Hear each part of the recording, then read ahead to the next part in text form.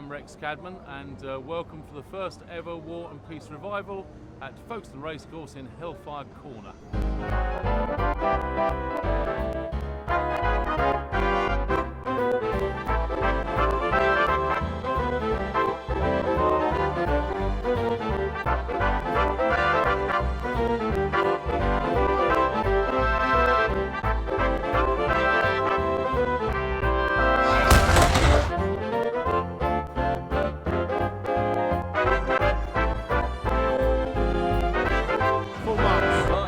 My name's John Moore. I co-run Group 360 History with my friend Mike Ring, and we're at War and Peace 2013 today, displaying as members of Task Force Ranger on Operation Gothic Serpent, which took part in 1993 in Mogadishu. This year marked the 20th anniversary of the raid. We're just trying to portray a variety of troops that took part and operated together to conduct what became known as the Black Hawk Down incident.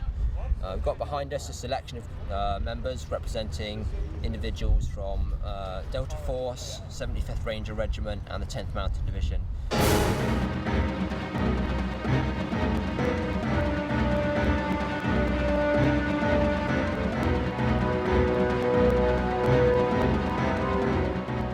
War and Peace is a great event. It's most of it's 20th century reenactment, but there's a variety of things. There's something for all the family. We've got talks, displays, there's great shopping for those who are interested in collecting bits for their collection or their vehicle. It's just a great day out for all the people. I mean, there's lots to see and do, there's plenty to go around, everyone's very friendly and everyone likes talking to. So we hope to be back next year doing an even bigger and better display and getting involved with more of the people around here.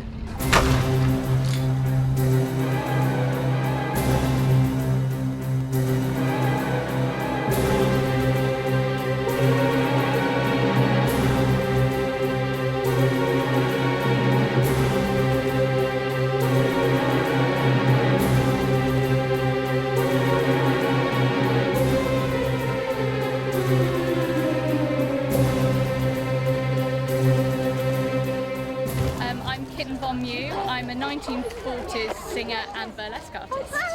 I come every year to the War and Peace show, obviously the first year for the War and Peace revival, but I've been here nearly 6 years now.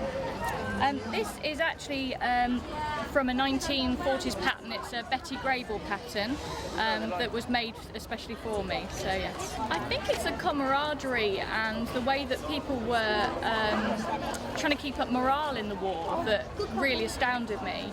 When I was growing up learning World War II history, just in GCSEs, I was absolutely fascinated by the fact that there was all of this horrific war and rationing going on. People losing their homes and their families, not knowing where they were going to be from one day to the next. Yet Hollywood was able to kind of keep up morale with the movies. People like the USO shows, they were going right up to the front lines to entertain the troops. And I thought, wow, the fact that people are trying to keep a smile on their faces in such a horrific time was absolutely astounding.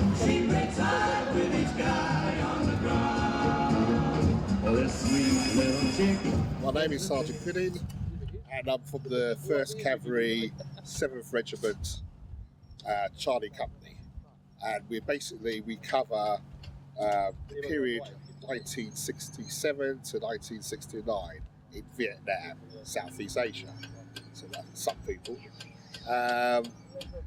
We're on a fire base here and our job really is to just keep the VC away from a certain part of the fire base. The fire base is really big, but we got one corner of it, and our job is just to hold that corner, and so stop people creeping up, reconnaissance and all that.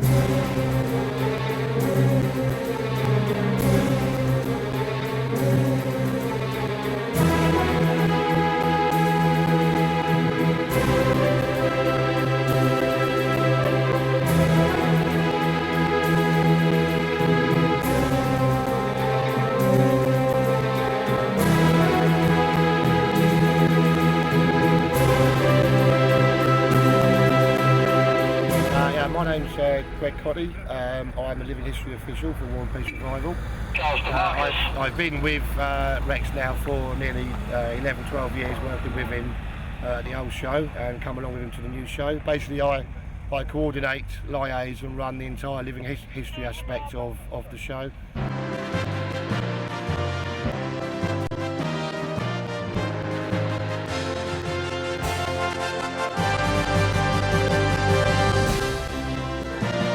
So we're representing the 1st Battalion of the Suffolk Regiment, around about 1944, just after D-Day. I'm wearing the 37 pattern battle dress without my jacket. It's far too hot to be wearing a jacket on a day like this. I'm an officer, so I'm wearing an officer's beret, officer's shirt and a tie, as you can see.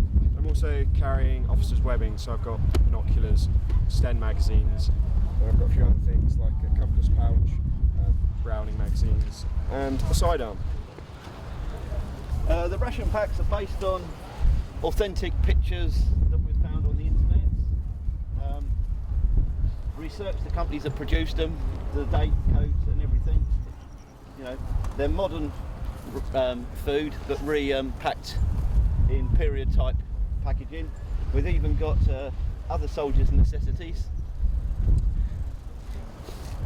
And being the Suffolk Regiment, we've also researched the period alcohol for the unit. Aspirall Suffolk cider. It's a chance for people to come and see how these troops throughout the various ages lived, fought, how they slept, what they ate. I mean, rather than going to a museum, you know, you come to places you can get up close, you can talk to them, you can see the equipment, you know, you can see the tactics they used, and you know, all of these guys take part in the battles. They're all registered groups. They do various events up and down the country. They have training weekends, so that when they do perform for the public get a 99.9% accuracy, you know, of what life was like on the front line, behind the lines, with that 1% being that the shells that are being fired at them and the bullets that are being fired are not real in the battles. We are portraying on the 3rd Polish Provost Squadron. It represents the Polish military police unit from World War II, from the Polish 2nd Corps. We want to, let's say, try to remember that and try to remember the people, remember about the Polish forces in West and East during the World War II, because we need to remember that the Polish forces been in the fourth main power on the World War II. So I think we should remember that. Because we are not young, not very fit, so we decide to going on the military police because it is something, let's say, different, and I think it was not the Polish military police unit before on the War and Peace or other British events. So this is why we do that, and also there's a connection because my grandfather was a soldier of them.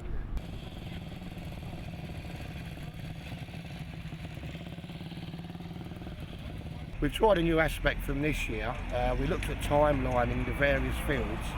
But obviously with the amount of kits and the amount of vehicles that we have, that became a problem. So we've gone for more period camps to give the public a better overview of how equipment and vehicles change with certain countries over a certain time period. So we have World War II German camps, we have World War II Allied camps, and then with them we have the post-war side of that, so you can see how the equipment changed. And hi, good morning. Welcome to the Israeli Defence Forces display here at the War and Peace Revival 2013.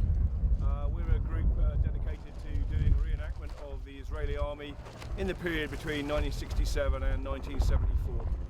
There's 4 members of the group from diverse backgrounds and from 3 different countries. We meet here once a year at the War and Peace show, basically to have a week trying to explain the situation. So the reenactment you see here is meant to represent a checkpoint in the southern part of Israel between the Egyptian army and the Israeli army in the aftermath of the October 73 war. So basically everybody here, the 4 of us, are reenacting a reservist unit bored out of our minds, waiting for the UN to decide what's going to happen with the Sinai. throughout the rest of the show, me and my team that run the living history, we liaise with the group throughout the show. We deal with all the little problems that you get at any show, and we just try to give these guys the best experience that they can in their hobby, which then passes then on to the member of public coming through the gate, so they can have the best time of their lives and get a better insight really into what our veterans past and present did and have done. Everything that you can see in the display I have bought at the War and Peace show through the time that I've been coming. So as far as if you want to get started in this sort of interest, you can get fully kitted out here. Set up at the minute, which I have, is mainly representing the Seaforth Highlanders, who went over with the BEF and some of them were evacuated through Dunkirk, some stayed to do the rearguard action, and then served through North Africa and Italy. The kit that I brought with me is stuff that I've built up over about the last 6 years of collecting. I bought brain guns and the SMLE rifles, number 4 rifle, and basic kit that any frontline infantry would have usually been carrying. When you get the veterans that come up and they shake your hand, I mean, I've had it very. I mean, I've met various of the veterans that were featured in Band of Brothers. I've actually been lucky enough to go out drinking with Earl One Lung McClung and Shifty Powers, and it's when they sit there and they look at you and they shake your hand and they say thank you, purely for keeping the memory alive. I think it's when the veterans show the appreciation as well. That's what makes it worthwhile. Because you say, I mean, everything you see here is brought personally. It's not museum pieces. Yes, they're privately owned, but people buy these. They work. They have normal jobs, and at weekends they spend their time going to shows and trying to keep the memory alive of the past conflicts. Because we're at a stage now where a lot of veterans won't be around in the next 5 years, and it's when they say, you're keeping our memory alive, and without what you're doing, then all we are is just pages in a book. So I think the one thing I get out of it is the satisfaction of just having someone say thank you. Pretty much that's it. It's our way of saying thank you as well. I mean, most of the guys that do this, they're ex-forces, they're serving forces, and it's the camaraderie that goes along with it as well. You'll find that a lot of the groups have veterans that are associated with their groups, and these veterans are a wealth of information. They can tell them the finer detail points, they can tell them what didn't happen, what was and wasn't used, and we just combine that and give a complete overview of conflicts past and present for the public. My name is Sinjan Aja, otherwise known as Sinj. I run the Daimler Fighting Vehicles website and historical research project. Myself and a load of Daimler armoured car owners, we grouped together to try and research the use of these vehicles during World War II and beyond, up to when they were decommissioned in the late 60s. The Dingo got a top speed of about 55 mile an hour forward, 40 mile an hour backwards, got a crew of 2, and the Daimler armoured car does 40 mile an hour forwards and 35 mile an hour backwards. With the idea being that if you got in trouble, your best defence is just to withdraw backwards in a hurry rather than fight it out. The vehicles were used for reconnaissance duties, so effectively they were the eyes and ears of the British Army, so everyone would be behind them. The Reconnaissance Corps motto was only the enemy in front, every other bugger behind. They were right in front, their job was to go forward, find the enemy, establish strength, get on the radio back to headquarters and give the information, then withdraw backwards, go to another location and probe forward again. They were very successful in doing this. The Household Cavalry Regiment after D-Day managed to actually penetrate the German lines in Normandy, go 6 miles behind the front line into German territory and capture a key bridge, which then enabled the breakout of the Normandy beachheads and actually entirely change the direction of the main British advance. And without these types of vehicles, that would never have happened, and more lives would have been lost. A lot of dingoes in the Netherlands are marked as lifeguards because they were the first, as Sinj already said, coming across the border near Valkenswaard in September 44, and therefore they're very popular in Holland. There's quite a lot of dingoes in the Netherlands. I don't know the exact number, but you will probably know. I think it's about 15. I think, yeah, something like 15.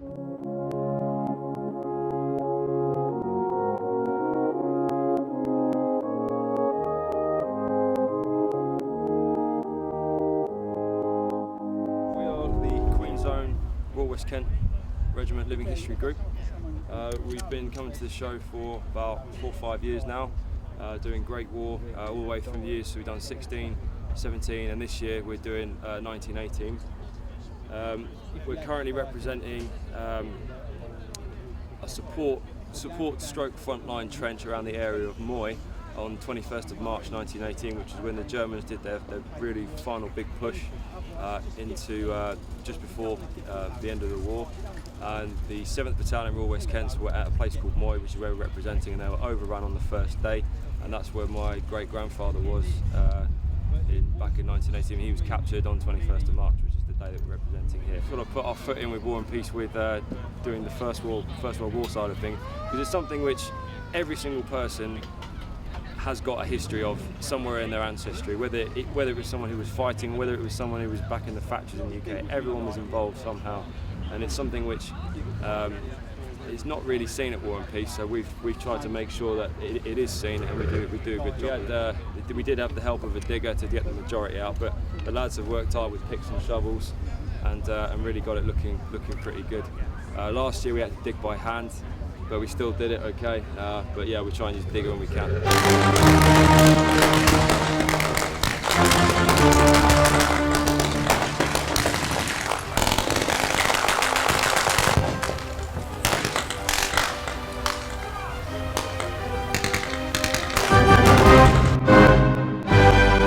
It's a reproduction of BMW, similar to what the Germans used in the Second World War. The owner, which is my colleague, is on display with his tank at the moment, which is a Panzer III. We've come from Jersey as a group of us for the weekend, like we normally do. We've been coming for the last 20-25 years to Beltring and the War and Peace show, which we enjoy, doing. We'd normally come for a 10-day spell. People, the camaraderie, all the people. There's a gentleman there, across there, I can see him. I see him once every year. He's from Germany. We have a chat, we have a talk, and that's it. I don't see him from one year to the next, but that's what military vehicles and military vehicle people are all about, enjoying themselves and their friendship, which goes around the world really, which is good.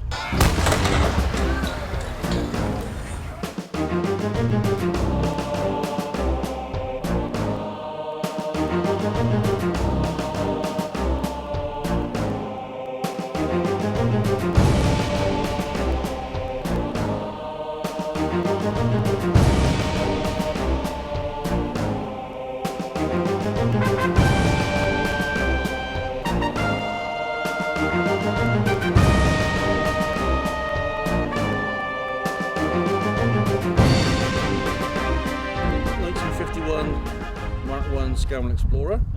I drove it out last night from Somerset, 177 miles, pretty much trouble-free, and it's the first time at War and Peace. It's heavy recovery, 6x6, so it's got good off-road abilities, and it was used for heavy recovery and lighter recovery as it became older. And the Queen's Own Yeomanry up in York still owned it until 1989. When it was new in 1951, it was the heaviest recovery that the British Army had. There's videos available on YouTube of them pulling tanks out of ditches, up over cliffs. They also had trailers on for transporting the vehicles about. There's a winch on there with 400 feet of rope for heavy recovery. And it can do suspended tows of lighter vehicles with a crane on the back. Amazing, fantastic site here. We got some beautiful weather. We've got a week here, so we're looking forward to it. It's going to be good.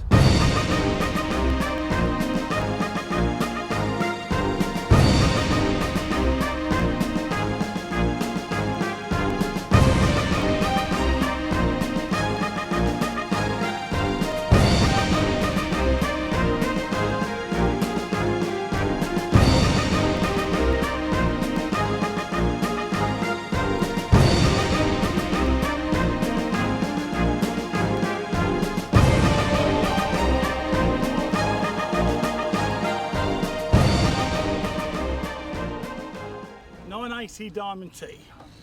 In the war, it used to haul 50-ton tanks around. It just put a Dyson and a Rogers trailer and haul tanks around during the war. It was brought over here for the British Army because the British Army didn't have a vehicle man enough for the job. And it sat in Queen's Recovery in his yard for nearly 10 years and just was rotting away under the trees. And I got a call from a lad called Martin, you better get up here quick. He said there's 2 diamond teas in here. So I went up there, a chap called Tony Graves came with me. We went in there and there they were, and he said, give me £1,000 for the pair of them, mate, and they're yours. So we hooked them out of there, we put them on the low loader and took them to Lingfields, and I started stripping the 2, and I decided to put this one back on the road because it had a good engine in here, which the other one didn't have an engine in here. So I spent plenty of time, and I went and bought a Holmes wrecking gear off of Terry. And he said, where'd you get it from? He said, what, for council? It's only got the wrecking gear put back on it, what was put on it by Dyer Holmes.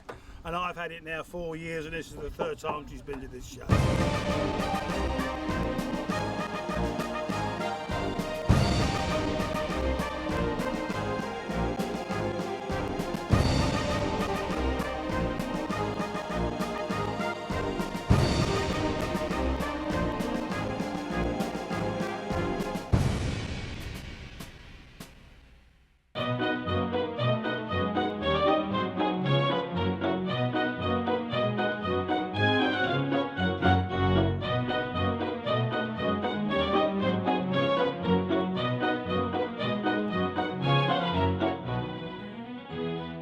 My name's Tori, and I'm with the American Red Cross Club Mobile,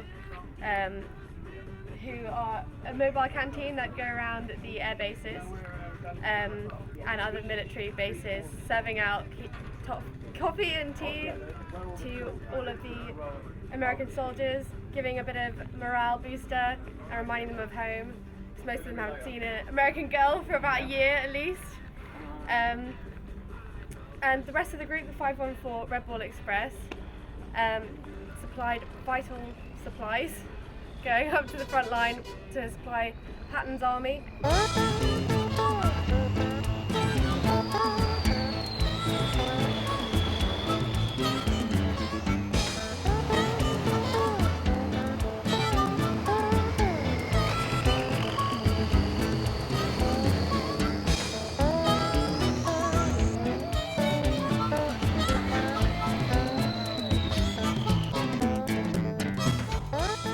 We've got this new Brockway crane at the moment, so we've been testing that out, lifting some jeeps into the back of the trucks, ready to take him up to Patton to help with his advance to the front line and help us win the war. What I enjoy most about War and Peace is the people. I love spending time with my group and with the other groups. It's very rare you get to see this many different eras and vehicles and nationalities of people. People come from all over the world to see the vehicles and the people and the stalls. We've got a massive amount of stalls and just enjoy themselves really. I'm a donut dolly without my donuts at the moment. I'm having withdrawal symptoms. One thing about our group is if you see us fixing vehicles, it's not just for display, we're actually fixing them. So you're getting this real deal really.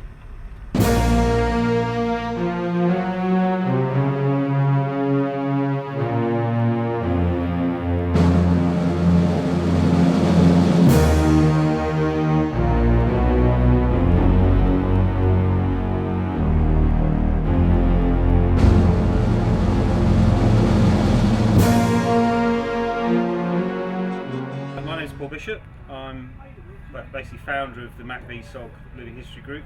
So SOG stands for Studies and Observation Group. It was a cross-border, illegal cross-border unit that operated during the Vietnam War into Laos and Cambodia, basically doing reconnaissance. So the guys would go over the border without their dog tags, without any ID. So if they're caught, they were basically denied. The US government denied they were there. So what we're portraying here is a base camp. So this is where we live, in here. This is where we drink. And then the rest of the display, we've got radio rooms, trucks, an abseiling tower, and then tomorrow we'll be doing training lessons and all that kind of stuff. What I enjoy most about the War and Peace show is the fact that we can come here for 10 days and live completely in period. So we eat Vietnamese food for breakfast, dinner, lunch. We drink Vietnamese beer. You know, we're in period for the duration, and also, you know, we bring all our kit here in period vehicles. The whole thing is. And then one of the other interesting things about our group, because they were basically an illegal group. They could carry whatever weapons they wanted. So they'd use Russian weapons, Swedish weapons, whatever they thought made sense. And sometimes they'd dress up completely as the North Vietnamese army. So there'd be Americans dressed as North Vietnamese soldiers. So that if they were, because they knew, they saw anyone they were enemy, but if the enemy were walking around in Cambodia, then they just assumed someone else they'd seen was Vietnamese, they didn't know they were American. So it just gave them a slight edge.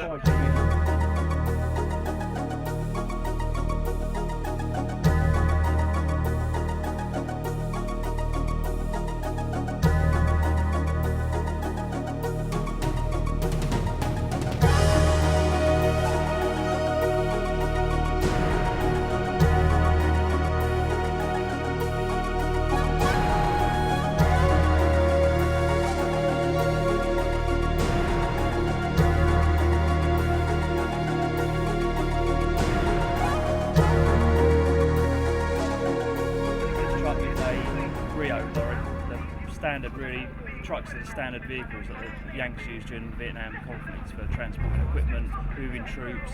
They made, obviously the one in the background is obviously a gun truck. They converted them for convoy use during the Vietnam War to just protect the cargo trucks and all the equipment that was going around.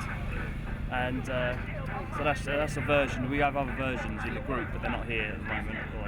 So then this truck is like the standard cargo version, troop carrier, equipment carrier.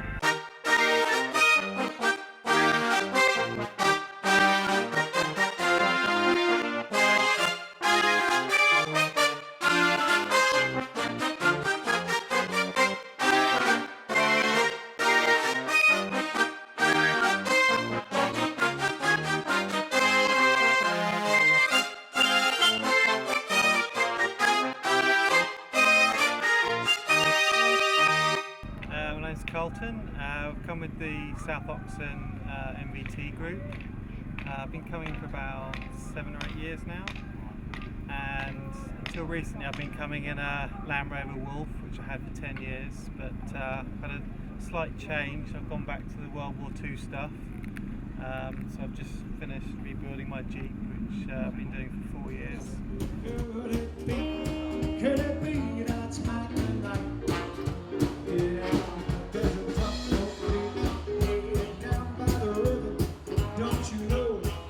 See me back, you're such a dripping on that. That's it, yeah. Just for the way, yeah. Down at my knees, my hands out. The women, he disappeared, baby. After coming out, all this high cash. Oh, my just like a sailor, could it be? Have I done something rash? My group is is part of the Western Desert Alliance. My particular group is the Desert Platoon, and we're involved here with the carrier, and we represent desert soldiers during the desert campaigns. The Western Desert Alliance involves all the other groups that you can see in this line. So that is the International Sand Club, which is next door here with the car. We've got the Queen's Regiment further down. We've got the 4th Indian, who provide the sort of cooking and that side of things. So altogether we're under the Western Desert Alliance. We like to portray soldiers during the desert and how they live. We're a living history group as opposed to a reenacting group. And we tend to have it based around our vehicles. So we always have a vehicle to show how they actually can sort of live and survive around the vehicle. This is my 1941 Bren gun carrier. I got this really in tribute to my dad. He drove these during the war, and it's marked out in his regiment colours and that sort of thing. The Bren gun carrier was an infantry support vehicle, various variations. It's a Ford V8, nice hefty Ford V8. Does about 30 miles an hour, and chews about 5 gallons of fuel a mile. No, the other way around. they usually used it for, as I say, infantry support. So it was in wartime photographs, you tended to get all the kit that the soldiers had behind, you know, that walked behind it, because your platoon was made up of a carrier plus men walking behind, you know, and that provided what firepower they could.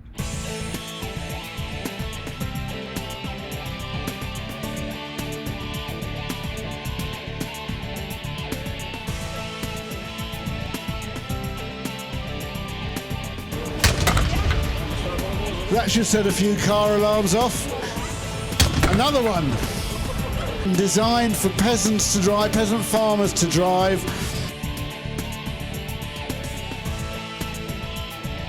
Yeah, we're a group from Germany, so mainly Germans. One Greek, rest Germans. Should be much more. We are less than was original planning, but okay. And we represent this Kiejäger division. It's a forgotten division in Germany, and before I start here, nobody ever did know there was something like this on the world. My father was Kiejäger, that's the reason we start with that. And what we do here is, it will be a winter display. It's not to see at the moment. We've got field too hot here, but it will be the winter display with this bunker, with a few tents and a snow display. No, a bit of surprise on Thursday then too. We do a bit of Christmas 1943, so we hope that the people sing Christmas songs for us. And yeah, that was the intention with my father to do this.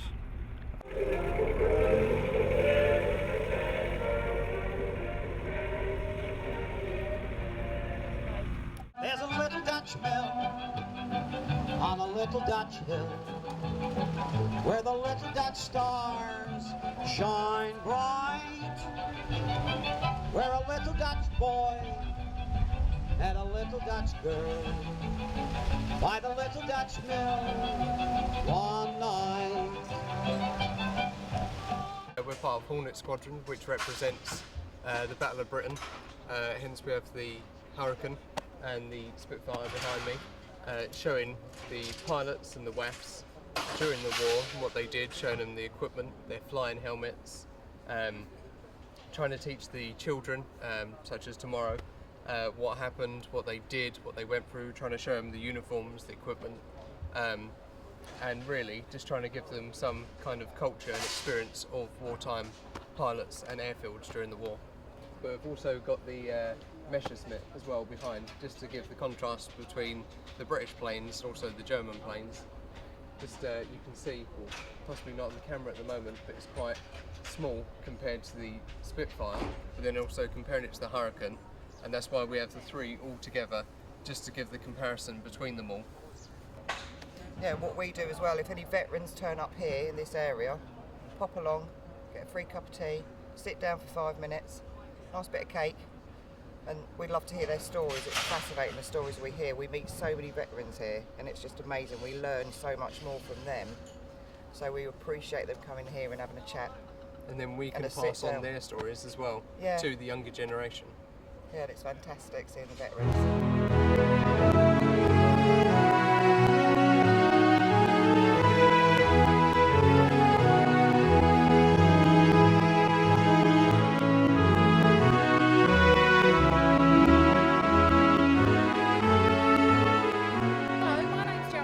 And I'm running the vintage 1940s Spitfire tea rooms here at the War and Peace Revival Show. I'm also running the Nappy Wagon up there, which is a 1941 catering wagon, so we've got quite a lot to do here today. Okay, right, the outfit I'm wearing today and all the ladies inside represents the old-fashioned Lions tea rooms. So that's what we're trying to do. We're serving tea in teapots with bone china, cream teas on lovely bone china plates to represent the vintage look. We drafted them all in, and yeah, they're all going to be working hard, and yeah, but we still want to have fun, and we want our customers to have the experience of coming to a vintage tea room, and also they have good fun as well. This is my 14th year at the War and Peace Show. I first started coming when my son was 10 months old. He's now over 6 foot tall, and we're all heavily involved in it. We've got a few military vehicles as well that we bring along, a motorbike and a Jeep and another Jeep. So yeah, we're very heavily involved in it. It was very different 14 years ago, but it's still the same atmosphere. We feel like we're coming home when we come to the War and Peace show. We absolutely love it. Everyone's so helpful and so friendly on site, and because I've been bringing my children for so long, everyone knows my children, and it really does feel like it's a family atmosphere for us.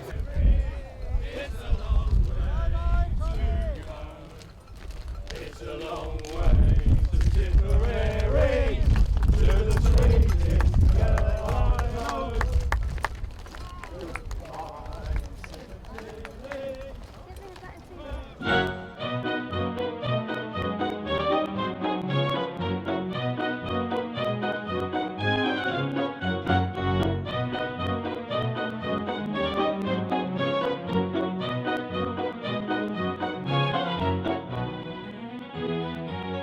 I'm Tony Knotts. We're a subdivision of the NLBA. We're the quiet camping version of the NLBA. We bring various vehicles to the War and Peace show. All these ones that are scattered around us now, from the old Land Rovers that have come back from Cyprus. We've brought various vehicles down this year. A mobile field kitchen, Leyland DAF trucks, M-Series wreckers, M-Series living vans. We come and enjoy ourselves, you know. Rex tends to look after us, you know.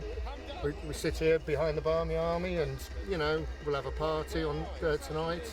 Elvis will be here, we'll all enjoy ourselves. You know, it's a nice chill out week while we're here. I mean, we come for 11 days and enjoy ourselves for 11 days. We'll come out, we'll have a good drink, enjoy ourselves, but at the same time, I think we give pound for pound, if you take us in weight, more money to charity than a lot of other bigger groups manage to do, because we don't take any money out for administration at all. The club pays, like down here on an Elvis night, the club pays for Elvis. People come in and make donations, but the club actually pays for it, and no monies are taken out of what we raise. The whole lot goes in, and the club stands the cost of whatever entertainment we put on. Entertainment and food. Bring your own beer. Not a lot else I can say. My name's Andy Waller. I'm with a group called GI 4145, and we're a small group based around Cambridge, and we've driven down from Cambridge today, and we've driven in our replica T25 armoured Jeep, of which there are, as far as we know, no other vehicles like this in the world. This one is a replica. It was built about 2 years ago, and it's, as you can see, designed to look like it's armour plated. It isn't actually armour plated, it's all just steel. And the idea was that they would make a Jeep that was better protected than a standard Jeep when you're out in the field. Unfortunately, they managed to put about 500 kilos of armour plate on it, which meant that the vehicle didn't really want to go anywhere. And they thought actually it's better to get out of the way quick than to sit there and get shot at. And eventually someone would bring something along big enough to go through the armour plate that you had, because it was only about 6mm thick. So that's the vehicle. It's based on a Mahindra Jeep, on the Indian Jeep. So originally it was an Australian Army Jeep. We didn't want to chop up a real Willys Jeep, because obviously that's a bit too sacrilegious to do that sort of thing. So it is a replica. It'll do pretty good because it's got a diesel engine in it. Obviously the originals had it with a petrol, so does a much better miles per gallon, which is in this day and age is obviously pretty important. We're the boys from Essex and Middlesex. Weekend away. Thoroughly enjoying ourselves. Big cheer. How are you finding the show so far then? Right. Very, very good. Very, very good. Yeah. Very enjoyable. That's As good. always. As always. What have you enjoyed most so far? Girls. We haven't stopped drinking yet since we've been here. I am David Berry. We've been doing the War and Peace show for about 7 years now. We joined with Camp Bastion, which was run by Camelot last year, to make a bigger show and hopefully better things for the public to look at. Right, among the group we have 7 Land Rovers, a Humber Pig, Saracen armoured car and a Ferret. This particular Land Rover is used mainly for charity work, for the charity of Scottish Little Children. It started off with just one Land Rover, and now you can see what's here today. This group treats this as their annual holiday. We do not go abroad, we don't actually have another holiday. This is our holiday, and we meet all our friends which we've made over the years from Germany, Holland, Belgium, France, and it is virtually one big reunion.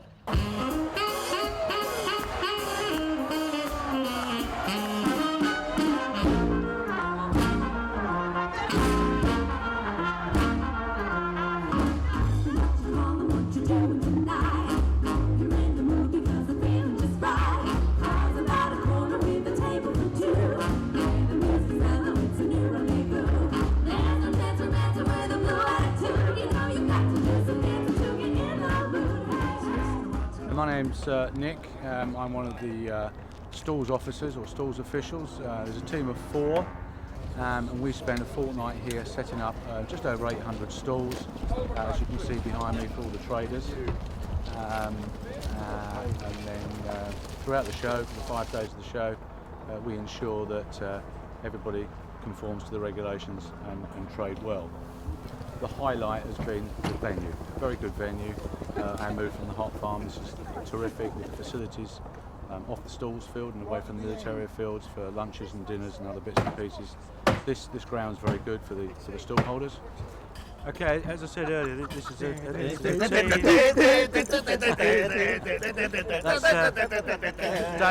Russ and Jim.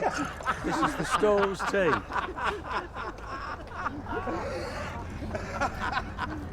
I'm Mark van Tiel from the Netherlands. I come here about 18 years, I guess, already. And it's always fun to do. It's the largest spherical show in the world.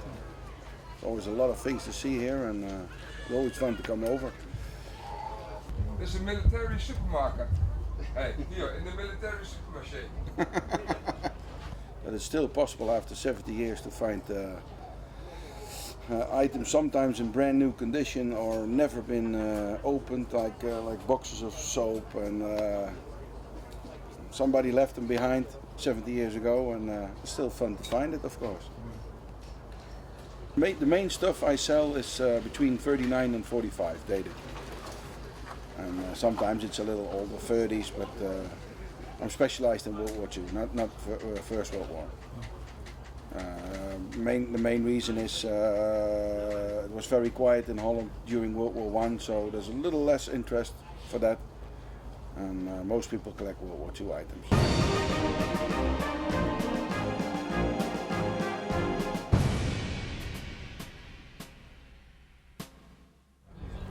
We've had various, we've done some filming in the past. We've done some filming for Nick Frost, who's the other half of the Nick Frost Simon Pegg team. That was very, very funny. I can't really go into an awful lot of that because it's not suitable for cameras. But we've done some filming for a Battle of the Bulge documentary. That was quite good. That was quite interesting. We had to take the figures out of the tanks for that, and real people were superimposed into the actual tank with CGI. But yeah, they were very, very good. Basically because you can't find these real things in the real world, and you can't hire them for a few quid. So, you know, a model is the ideal alternative.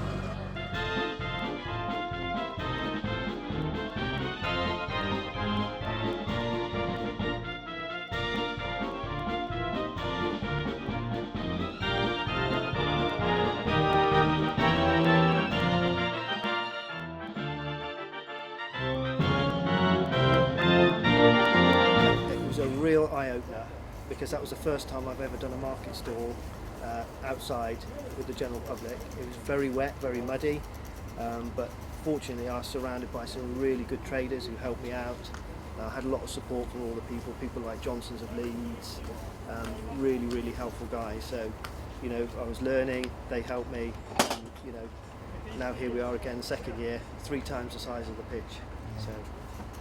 This is the first time here, because obviously it's the first year here, but the owner of the Centre Timey has been going to War and Peace for 20 plus years, and this is my 9th year at War and Peace. Absolutely love it. It's just the atmosphere. You get to meet so many different people, different countries they come from. It's just an atmosphere that is unbelievable, and there's so many interesting things to see. It doesn't matter if you're not interested in war, war things. There's so many other things that are going on. It's just brilliant.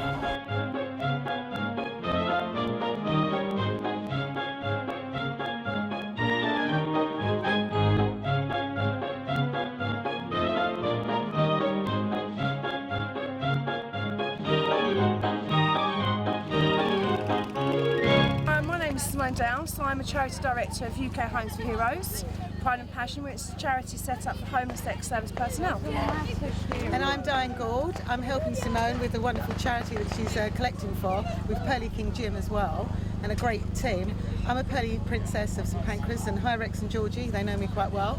We've been attending the War and Peace show for many years. It's now the War and Peace Revival, and it's just an amazing event, and it encompasses truly community, family, and great causes, all the charitable causes that different sections go out for. It's just a family event, so we're looking forward to a wonderful day. Oh, absolutely, absolutely. I mean, it's a highlight of our year, really. Absolutely. Coming down to War and Peace. So it's something we do yearly, to make awareness for the plight that our guys are facing when they come out of the forces and they're left on the streets and they're not having the support that they need, be it for their PTSD or breakdowns of things at home. They end up on the streets, and we're picking up where the government should be really helping them. Obviously food supplies, warm kit, clothing, toiletries are kept in here, and in the front half we've got the water boiler for hot drinks and a microwave to then heat up pastas and things like that. And just carbs, warm carbs, eat carbs on a nice cold day just to keep them fueled. And again, pet food, because a lot of homeless guys have their dogs, and they will feed their dogs first. So we take that all into consideration as well. The arena shows are really good, really well put together.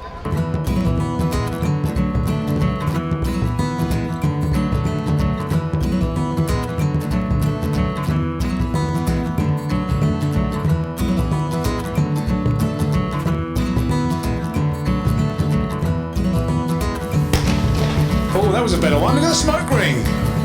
£1,000 if you can catch it. My name is Kieran Flynn. I am a member of the Irish Military Vehicles Group, and this year we've brought 2 ACMAT VLRAs, 2 Land Rovers and a motorcycle. The vehicle behind me is an ex-Irish Army ACMAT VLRA 420 SM. This particular one served in Somalia as a gunship protecting the food convoys in 1993. This is one of 4 ACMATs which I own, 3 of which are ex-Irish Army.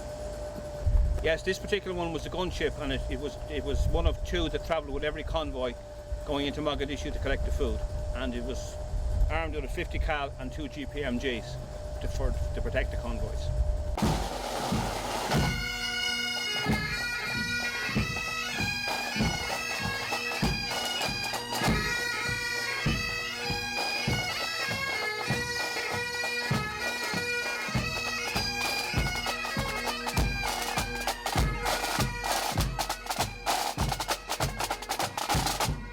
Al Smith here, and these are vehicles of the Scottish Military Vehicle Group. We've travelled pretty much a good few hundred miles from Scotland to be here.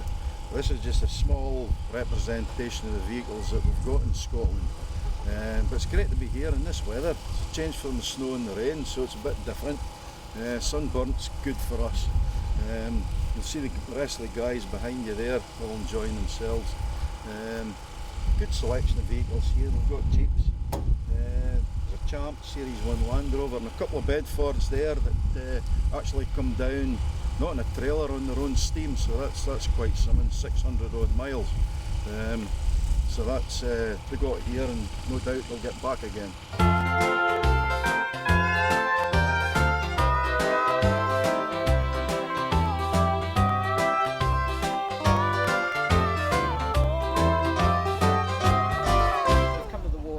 Show, and it's the collection belongs to Phil Benham in Wiltshire, and we've brought the Stuart M5A1 light tank, the M16 multiple gun carriage white half track, the GMC CCKW 353 dump truck, and the Diamond T 969A Greca. This is manufactured by the the White Motor Car Company in the United States. Its official designation is M16 multiple gun carriage, and it's got a quad Maxim turret on the back, which is fully traversable, which is also operable, although it's inert, and it's got 4 50 caliber Browning submachine guns on the turret, and this would have been used for anti-aircraft defence, things of that nature. It's a nice example. It's a very nice example. It was fully restored about 10 years ago. It's done several trips to Normandy and to Bethune on the Liberation tours. It does approximately 3 miles to the gallon. That's petrol, not diesel. And it has a white engine, 6-point-something litre white straight six engine in it. So it's a thirsty beast. It's a good social event. It's good to catch up with people you only see once a year at this type of show.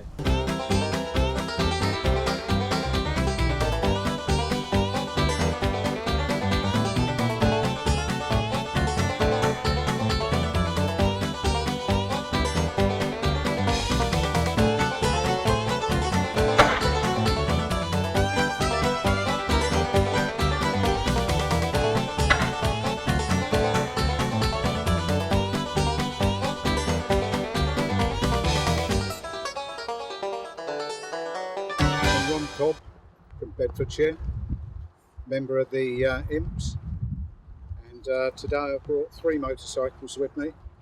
1943 James ML, 1940 Triumph 3 SW 350cc's, and the good old BSA M20. I call it the 2-wheel tank. Particularly interesting is the Triumph 350 Triumph SW. This bike was actually in the factory when it was bombed in the Coventry Blitz, and this is one of 150 bikes they rescued from the factory. It was bomb scarred. They put a temporary factory up in Cape Warwick as its Triumph because their factory was destroyed along with the Coventry city centre. As I say, this bike was rescued, and although it was made in 1940, it was I believe the 14th of November 1940, the Coventry Blitz, when this bike was launched.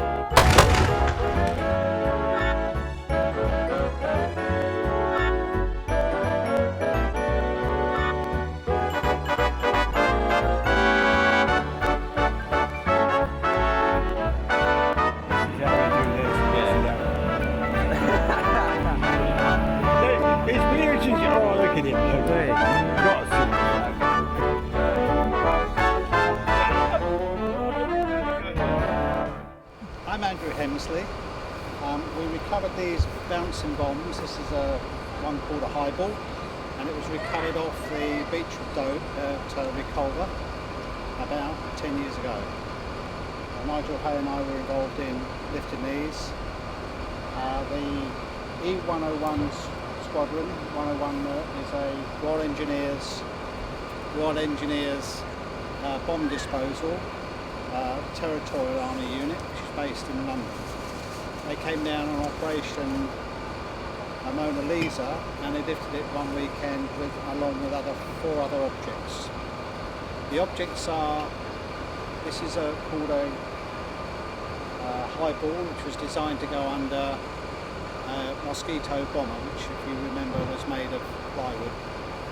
Designed to go against the German capital ships, or perhaps the Japanese capital ships. The squadron was deployed to Australia at the end of 1944, and the war came to an end before they were able to be used. This was never dropped in anger against any capital ship. It was a test piece, tested at Reculver. The large bouncing bomb that we all see in Dan Doster's film was named Upkeep, and that was designed to be dropped under the Lancaster bomber here, and that was successfully deployed against the Moan and other dams in that characteristic raid called Dam Busters Raid.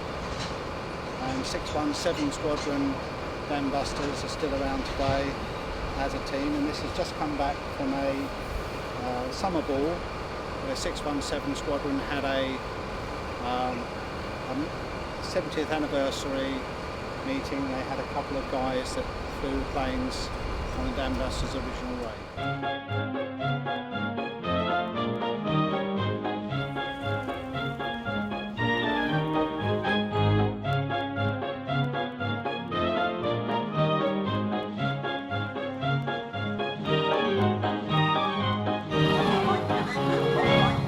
Hi, I'm Shona Van Beers. I run Heyday Vintage Style Clothing. It's a reproduction clothing brand, and I make everything as if it was from the era, but with modern figures in mind and modern lifestyles in mind. So most things can be washed and worn, and I go up to size 20, so that helps. I started off part-time, just me actually on the sewing machine, in I think 2007, and then it kind of gradually grew and grew, and I now outsource all the sewing. It's all made here in the UK. I've got 2 little factories up in Nottingham. Both of them are little old ladies, and they remember these things, and they're like, oh, we should be doing this like that, which is great. Also, I have a factory in New Zealand, which is where I'm from. So these are my ladies' trousers. I've chosen red just so you can see, but I've got lots of colours. These are a 1940s style. They're quite long and straight with turn-ups on the bottom. Buttons on the side. Now this is quite critical because in that era they thought that a front fly on a woman was quite vulgar. So they didn't do that. They had all their fastenings on the side, and in the 50s you'll see that they did them in the centre back sometimes. So they just didn't put them in the centre front. Probably not until the 60s, I'd say.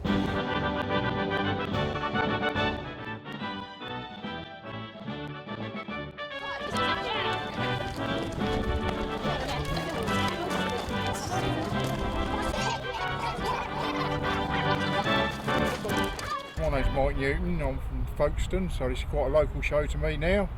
It's great that it's moved this close to us. New venue, but I think it's really going to be good down here. It's like Mike, I'm Don Wells from Ramsgate.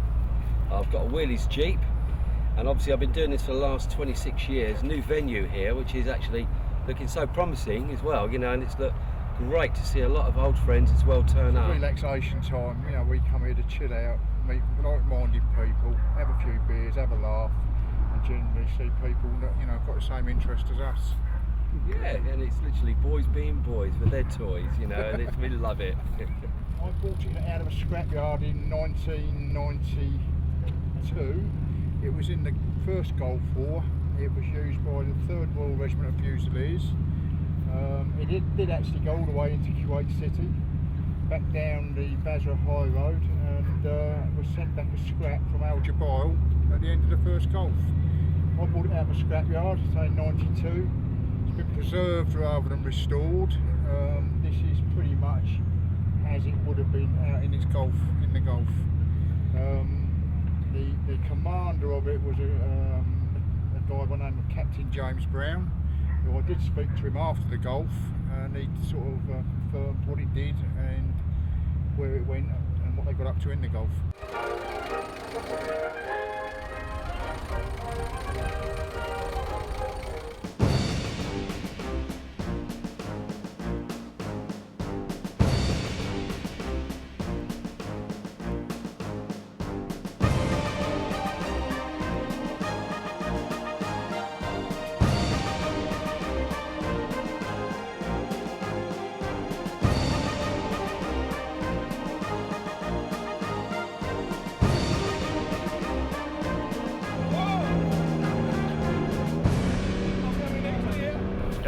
Marcel Geest, I'm from Holland, from the island Texel, and last year I bought MAN Cut 1 4x4 from the German army, 78, and last year was my first time on the War and Peace show, and this year I thought I must have one by myself and come to the new location here at the War and Peace show. just rocking and rolling everywhere I go. Just rocking and rolling everywhere I go.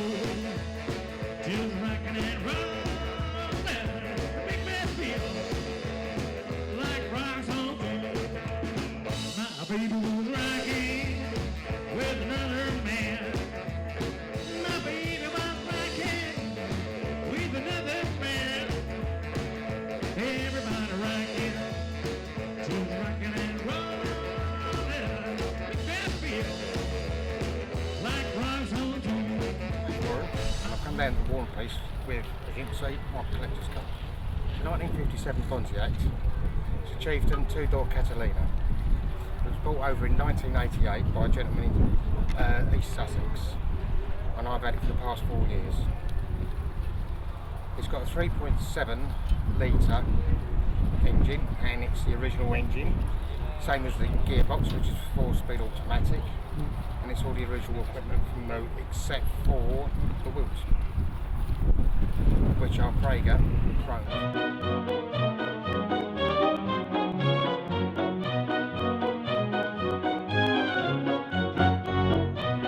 Now, ladies, I cannot pretend today that our meat ration at the moment is good enough for us to produce the pre-war meaty meals that we're used to.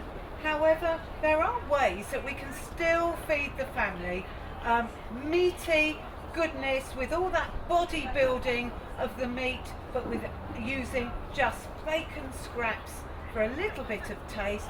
And the majority of your protein comes from this new ingredient, which I know some of you have been struggling a little with, and of course that's soya flour. So it's a little bit different from our own Hall Willis sheets then? Yeah, just a little bit. This one's 17 foot long and 7 foot wide if you count the wheel arch.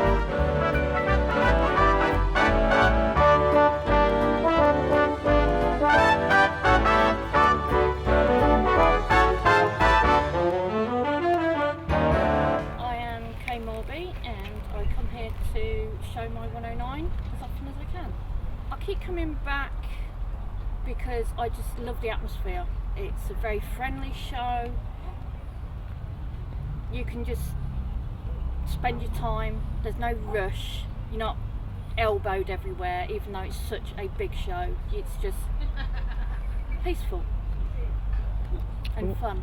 My favourite part is answering questions about my vehicle, and definitely going in the arena. I just go in the arena to just drive around and show my vehicle, because it's nice to show that just because you're in a wheelchair doesn't mean to say you can't have a hobby like this.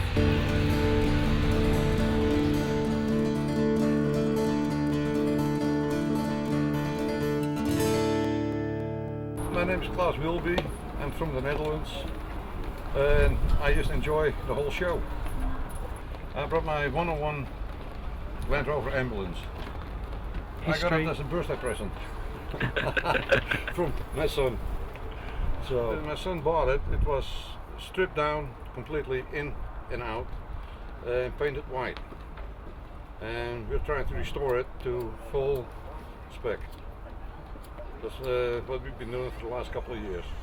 Get all the internals back in, the lifts, stretchers, some medical stuff, and get it as good as possible. Had to go through customs, and I opened up the back door and just told them, watch out, something might fall out. And a wheel almost rolled out because it was absolutely jam-packed, full. And customs just said, close it up and go.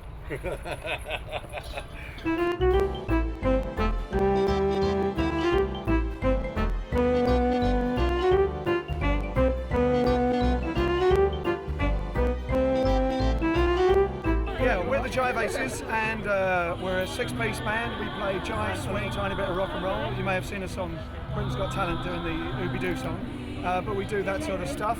And also this year we have with us the Satin Dolls, all the way from LA. Oh, we just love it here.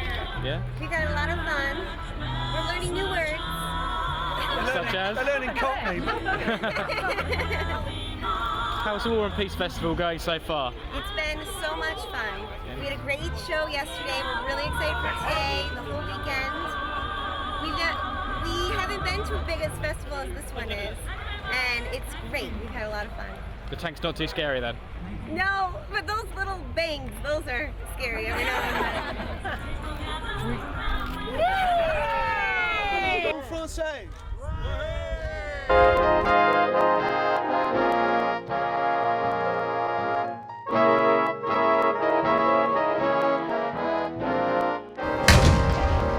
Are we ready? Can you edit all this background noise out? My name is Melvin Cordwell and I'm an ex-tank regiment, 41st Tank Regiment. Did 6 years on Centurions and all I'm doing is reliving my youth. And I suppose a lot of people will be doing that. And I bought this Centurion 5 years ago when I saw it advertised, and so I had to have it. And it's a Centurion Mark V ex-Swiss Army in excellent condition. It was when I bought it, and I've done very little work to it other than maintenance, and it does run very well. I just like it, I love it, because it's just a fantastic setup really of people, how they gather together and you make new friends. It's a wonderful. Big boys have started. The 50 calibers are showing their stuff. It takes me to get down here, and this week alone took us 12 hours to get down with this, which is, you've got to be mad and keen to do things like that. So I just love the show, and I do think it myself is the best show that I've ever experienced. Of course, when I come here, I just relive my youth, of course, like I did on Salisbury Plain, on the ranges down there, and the range at Castle Martin. The gunnery ranges, of course, for me was Castle Martin in Wales and Warcop in Cumbria. That's where I did my gunnery. And we didn't do it at Salisbury Plain. That was manoeuvres and driving exercises. They are a very, very good tank. A lot more simple than the modern ones, I must admit. These are more pull and shove and sweating and straining, changing gears, because what's known as a crash box. And that's why I named it Mr. Gear. You notice on the side it's called Mr. Gear. That's for the benefit of the YouTubers. They put on the lovely messages about when this guy can't drive this tank because he misses his gears, you see. But it does happen to the best of us. And the thing is, once you miss a gear, that is it. You've got to stop, put it in gear again and start all over again. So you try not to miss your gears, because you do have to double your clutch on a crash box, but on solid ground. But when you're in mud, you do what is called a stick change, where you press your clutch once, and that way you get gears straight in quick before the tank has time to stop in the mud. You get some favourable comments on these other channels, and you get some good comments as well, and some really bad ones. But that's why, and that is why I nicknamed it Mr. Gear, for that reason.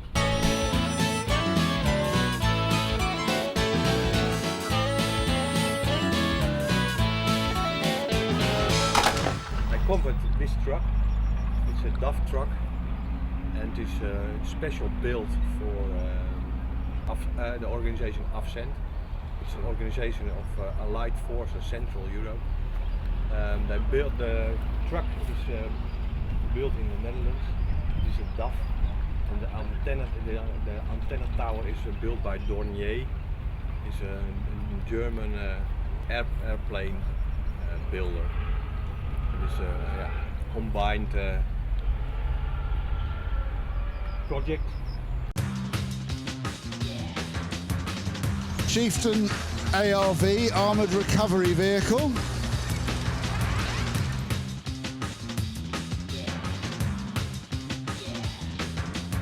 Thank you very much. Well, this is a 1980 build, Ural 4320. It was Toby Perks. I come from Kidderminster in West Midlands, and I've come to this new revival show this year to see what it's like and enjoy myself and play with my lorry. The lorry's a Foden Drops demountable rack offload pickup system. It's basically a hook loading vehicle for delivering ammunition and stores to units in the field.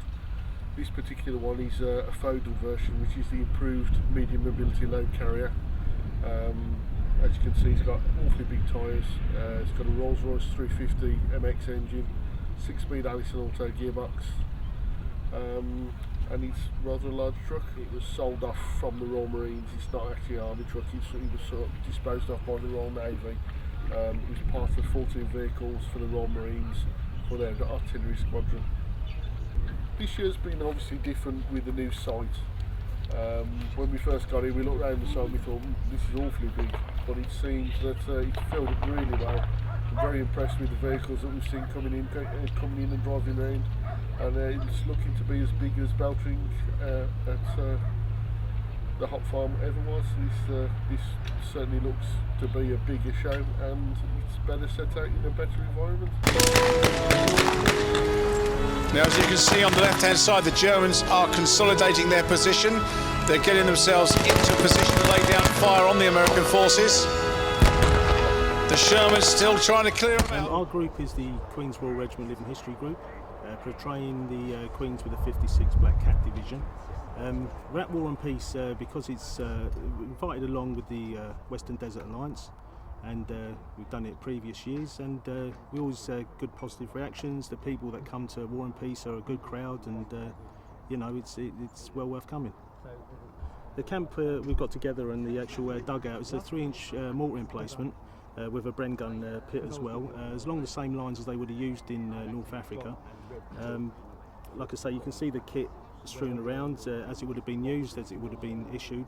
So like I say, we try to make it as realistic as possible. Under difficult, but like I say, we get information from vets when they come round, and we obviously go out and see the veterans. And like I say, it's supposed to look a bit rough and ready, and this is what we try and portray. There are far more Germans than are Americans. Look out, the German prisoner's putting up a bit of a fight at the back there. He's getting a bit of a pounding from the Yanks. That's not really cricket, is it? I do believe they kicked him in the gentleman's area. Up comes another squad. Germans are now moving forward. Every time you gain a bit of ground, your courage gets a bit more, your enthusiasm gets a bit more. The Stug is coming up in the background there. He's getting ready to fire. General purpose cargo vehicle, but can be used as a multiple role vehicle, can be used carrying anti-tank weapons in its time, carrying radio sets, so it can be doing forward radio. It was generally a general vehicle, similar to the modern Land Rover. The other two vehicles I've got here at the moment are two 42 WLA Harley Davidsons. They're called 42 because that's generally when they were first manufactured. They were manufactured for the US Army primarily, but other armies had them. British Army had them during the war, in various guises. RAF Army had them. I've two examples here. I've got one in Navy colours and I've got one in standard US Army colours. Both fitted out basically as escort vehicles with sirens and with the standard infantry equipment of the day, which is Thompson submachine gun.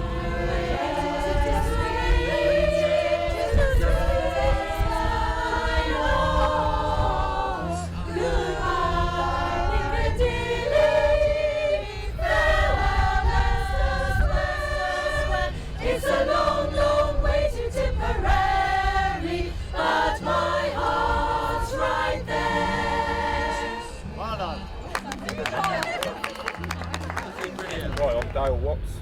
This is a Land Rover 101 Vampire, which was built on a 101 forward control chassis to house direction finding equipment for the British Army. This was one of the 3 development vehicles that they built. Spent all its life under test at Chertsey, which I have all the test data that came with it, and it still houses all its original equipment, and as far as we're aware is the only Vampire with its original radios, which all still work. And here we are, another German armoured vehicle still making its way forwards. And now the Germans finally overrunning all of those armoured vehicles down there, the tanks, they're all been taken. And that's the index whistle. It looks like the Germans actually won this time. Give them a round of applause for beating history.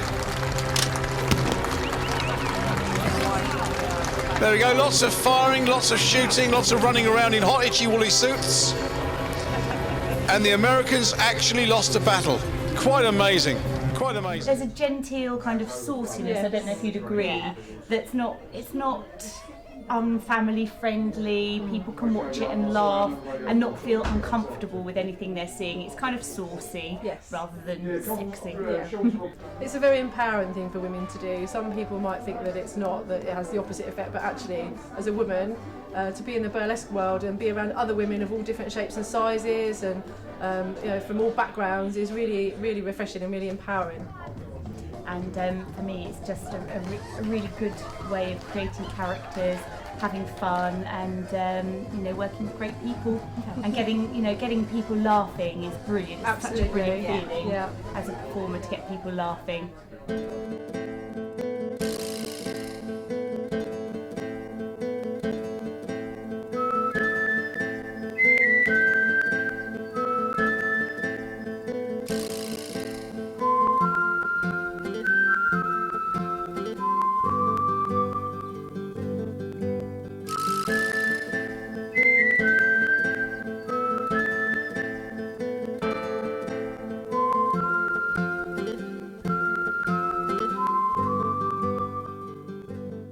My name's Marcel Evans. I'm from Ipswich, an ex-submariner. I'm with the Irish gang, which I met many years ago. Sean was fixing an acrobat. He had his bum in the air, me being nosy. What are you doing? And that's how we became pals, and I've always been on his side. I love coming to War and Peace. I've been coming about 18 years, and various vehicles, ACMATs, Land Rovers, 101s, and I've ended up with this vehicle, which is an M1031, Imposter 1031. It started life as a pickup, but I always hankered after the body. I like the profile. A long story about it anyway. It stood in a dealer's yard for 3 years, so I kept pestering him. He told me that it wasn't for sale. It didn't belong to him, which is quite true, but eventually I found the chap who did own it in Sweden. We came to an arrangement, and there's where it is. Originally, this configuration it's a contact maintenance truck. It had a power takeoff generator inside, which when I got it, it did. Air compressor and oxyacetylene bottles. But all the wires, which is a thick bunch of wires, were all cut, and there was no way, because it's the wrong gearbox for it, it would never have driven, and I would have never got the wires back. So it's a bit of a camper inside. But the lockers are there, and it looks the part, and I like it.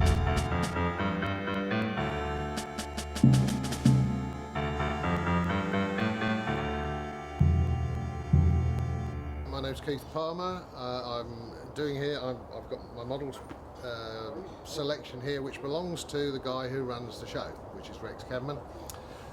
He employs me to make models of vehicles, real vehicles, that he actually owns. So as you go along, not all of them he owns yet. The American truck there is basically something he wants to do in the future, but the tank transporters and a lot of the tanks he actually owns. I make them from all sorts of materials. Some are kits that are modified, some I scratch build totally from nothing at all, which, as you can imagine, takes an awful long time. And but we get there in the end. So I've been involved with model making for many years. I work for Airfix as an instruction illustrator for a lot of years, so I know how to put a kit together back to front, I think. And then moved on to actually model making, which I enjoy, and it's a nice way to make a living.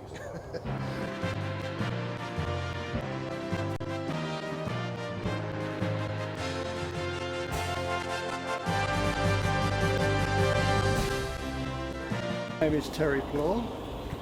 I'm displaying a series of models depicting the Blitz on Britain, which is the aerial assault 1939 to 45, and the aircraft that were involved in the defence of the UK. I made the very first Airfix kit that came out, which was what, 1950 something or other. I was displaying models at Brighton Model World, and Rex visited the exhibition, saw my collection and invited me along. This is the third year I've been here. This is the second display I've had. The first year I showed the Battle of Britain. This one is more of the Blitz and beyond.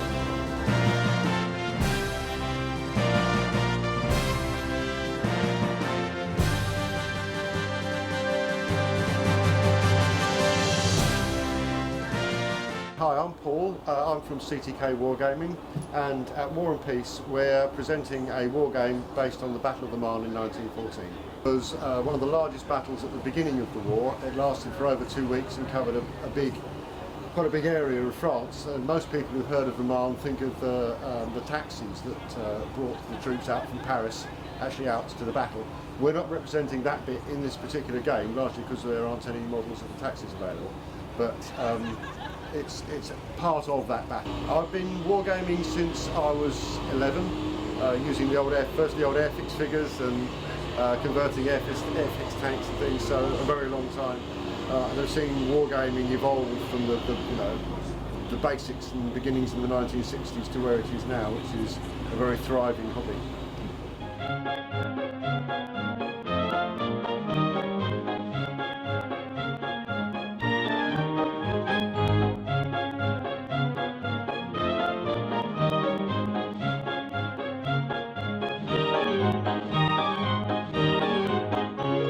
In 1939, when they realised things were getting a bit serious, there was a produce guild was created, and that was to encourage people to dig for victory, grow their own as much as possible.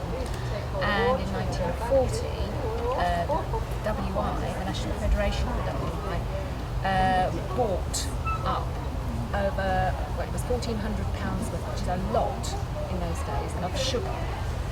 And they would run preservation events around the country, different times of the year, it depended what it was, so it might be canning, it might be bottling, and at this time of the year in the summer it would be jamming. So they would advertise that there was an event coming, that they would go around the country with their equipment if you didn't have it yourself. So if you have a lot of raspberries growing in your garden, and you've got some gooseberries, and because nobody had any freezers, they would bring them all together. So all the women of the village or of the town or the area would come together with whatever it was they had, even if it was just a few pounds. Prepare it all, stick it in a big pot, bigger than this, and so you'd end up with a pot of jam called mixed fruit.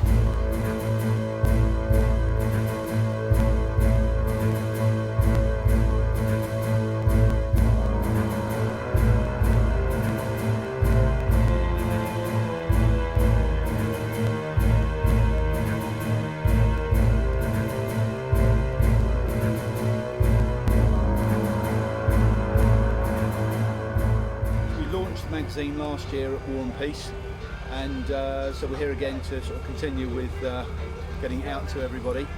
It's a magazine that's aimed at quite a wide range of people that have got the interest in the vehicles, whether they're the sort of the military ones, the tanks and stuff, or whether it's the civilian ones from sort of the war eras, but also people that are interested in weaponry. Then there's sections in the magazine for that. As well as people on the home front, so that they've not been forgotten. So it's tried to appeal to a broad scope of people. It's not something that we sell in the shops, it's something that we take round to these shows through the years. The magazine is a subscription magazine, and you can order it online from Military World. And so it's here and online that it's available from. So we sort of do 1 or 2 year subscriptions, or if people just want to buy an individual copy. We've had some people coming in, sort of they've missed a few copies because they've been buying it individually, and so they've been able to catch up with the back issues that we've got as well. It's quite bumpy riding here. It's very cramped. The gun jumps. You have to turn it up, works now with the cover on. And work with your head between here, open the top cover of the gun, unjam it. Spare ammo is in there, guns jam in here. That's all about this part actually.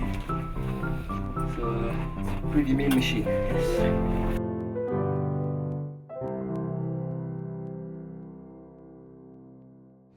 My name is Cheryl Patton. It's actually my first year at War and Peace, although we have been reenacting Homefront for about 9 years now as a family. So this is an emergency aid centre. It's the sort of place that will be set up either in a village hall, or in this case in the country setting. We've taken the Scouts tent. We've made our own emergency sign on the side out of an old tablecloth, and we've got necessary equipment for emergency first aid and for animal rescue. We actually blame our daughter. She used to go to military shows with a friend from school who had a vehicle. They were both only children, so they used to keep each other company. And it ended up with not only dropping her off and picking her up, but we ended up staying at shows. We had one too many drinks around a fire one night and came up with the idea of doing Homefront. We weren't interested in vehicles and green stuff and uniforms, but we just loved the idea of portraying what people went through at home.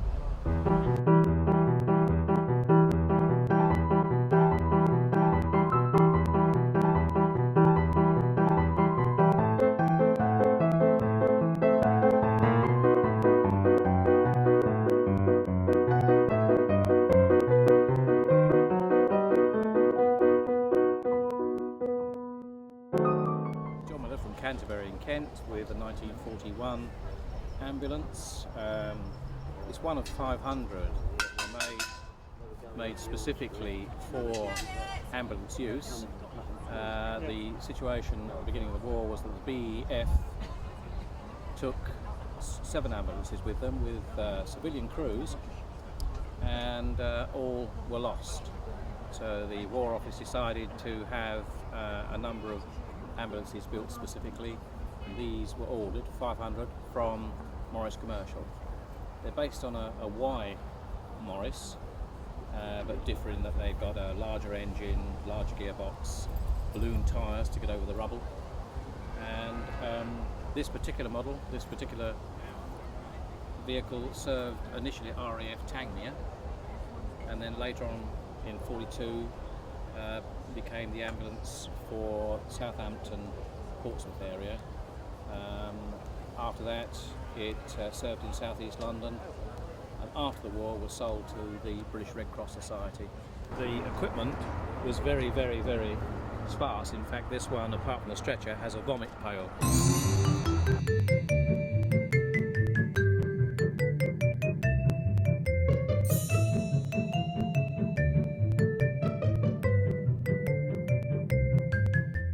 Donna's car got married in, couldn't we? She got married in it, Yeah. definitely.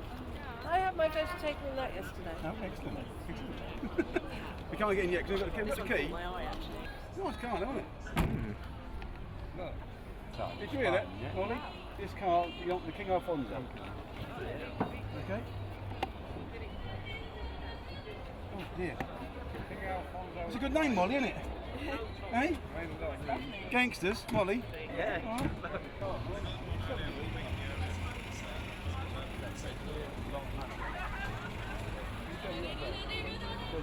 He collects most of them. I'm here with Paul Ashall, and we are sat in King Alfonso's car, so what do you think of it, guys? King Alfonso's car. Wonderful. Better than a bumper car, isn't it? Isn't it? And it's a bit smarter than a tank, I think. Much more civilised, I think. This is what you find at War and Peace. This sort of stuff I love. I love